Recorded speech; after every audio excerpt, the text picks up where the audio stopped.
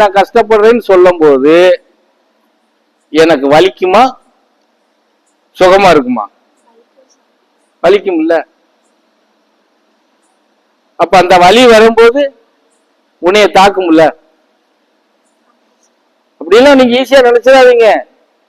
என்ன மாதிரி முட்டாள்களுக்கு வலி வந்துச்சு அப்படின்னா அது உங்களுக்கு இமிடியேட்டா ரிப்ளை பண்ணிரும், தாக்கத்தை கொடுத்துரும்.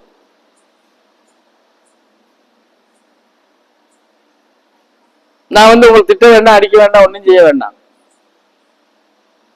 ஏன்னா அவ்வளவு விஷயம் நான் உங்களோட பகிர்ந்திருக்கிறேன், நடைமுறைப்படுத்துங்கன்னு நான் காட்டி கொடுத்திருக்கிறேன். அதான் சொல்றேன், காட்டி கொடுத்ததுல 1-2 பேர் நன்மையை அடைஞ்சிருக்கிறீங்க.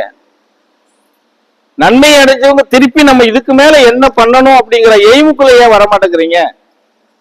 வரணும் இல்ல, அது குறிப்பிட்ட ஒவ்வொருத்தரும் சொல்லணுமா? விஷயம் தெரிஞ்சவங்களும் அப்படிதான் இருக்கிறீங்க, தெரியாதவங்களும் அப்படிதான் இருக்கிறீங்க.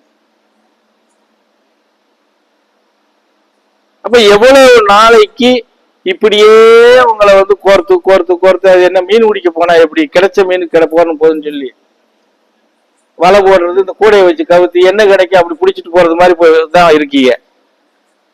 அன்னைக்கு என்ன கிடைச்சது அதை பிடிச்சிட்டு போய் வறுத்து சாப்பிட்டுக்குருவோம், அப்படிதானே இருக்கீங்க.